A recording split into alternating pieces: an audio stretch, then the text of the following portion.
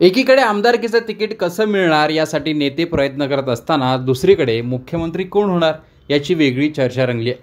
त्यातच आता मंत्रिपद कोणाला मिळणार ही एक नवीन चर्चा सुरू झाली आहे। शरद पवारांनी थेट सभेतूनच राष्ट्रवादीच्या एका नेत्याला भविष्यात मंत्रिपद मिळू शकतं असे संकेत दिलेत। शरद पवार काय म्हणालेत ऐका। काही कार्यकर्ते मला भेटायला आले, मंत्र्यांची यादी केली, इथं रोहितचं नाव दिसत नाही।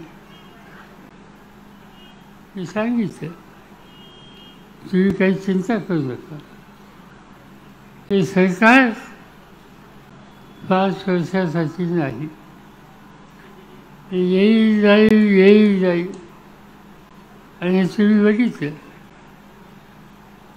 आणि मला कोणी विचारलं तर माझा निकाल हा होता की नवीन पिढीचा प्रतिनिधी पहिल्यांदा निवडून येतो, लगेच त्यांनी मंत्रिपदाची अपेक्षा करू नये। 1967 साली मी पहिल्यांदा महाराष्ट्राच्या विधानसभेला निवडून आलो। 5 वर्ष आज रोहित काम करतो तसा मी काम केलं, मंत्री झालो नाही, पदाची अपेक्षा केली नाही। रोहितने सुद्धा कधी पदाची अपेक्षा आम्हा लोकांच्याकडं पक्षाकडे केली नाही। तुमच्यासारखे कार्यकर्ते म्हणत होते, पण रोहितने कधी सांगितलं नाही मला मंत्री।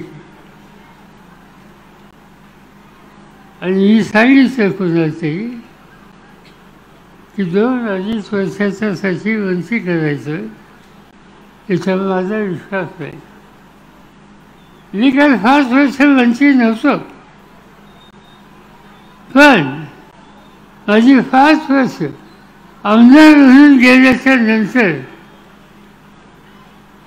1972 सालाच्या नंतर एक दिवस असा गेला नाही सत्तेचं हे नाही तर ते ठिकाण आम्हा लोकांच्या पुढे आलं। राज्यमंत्री झालो, गृह खात्याचा, शेती खात्याचा मंत्री झालो, शंकरराव चव्हाणांच्या मंत्रिमंडळामध्ये गृह खात्याचा मंत्री झालो, वसंतदादांच्या मंत्रिमंडळामध्ये सुरुवातीच्या काळाचा राज्यमंत्री झालो, वसंतराव नाईकांच्या मंत्रिमंडळामध्ये।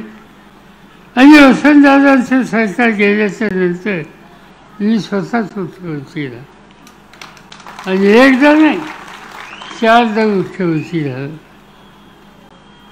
रोहितची पहिली 5 वर्ष ही तुमची सेवा करण्यासाठी, आणि त्यानंतरची वर्ष महाराष्ट्राची सेवा करण्यासाठी।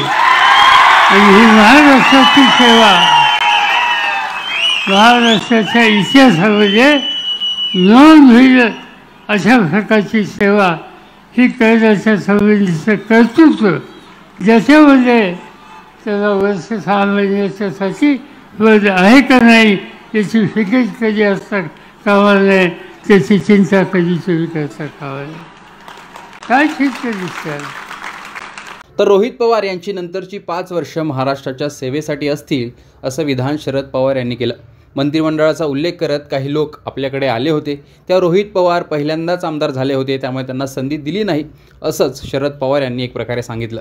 आगामी काळात मात्र रोहित पवार यांना संधी मिळू शकते असे संकेत शरद पवार यांनी जामखेडमध्ये दिले। त्यामुळे शरद पवारांनी सत्ता येण्याआधीच रोहित पवारांना संधी देणार अशी एक प्रकारे घोषणाच केली आहे असंही म्हणता येईल। शरद पवारांनी ही घोषणा करणं, रोहित पवारांना भविष्यात संधी देणं याविषयी तुमचं मत कमेंट बॉक्समध्ये सांगा। लोकमतचं यूट्यूब चॅनल सबस्क्राईब केलं नसेल तर आठवणीने सबस्क्राईब करा।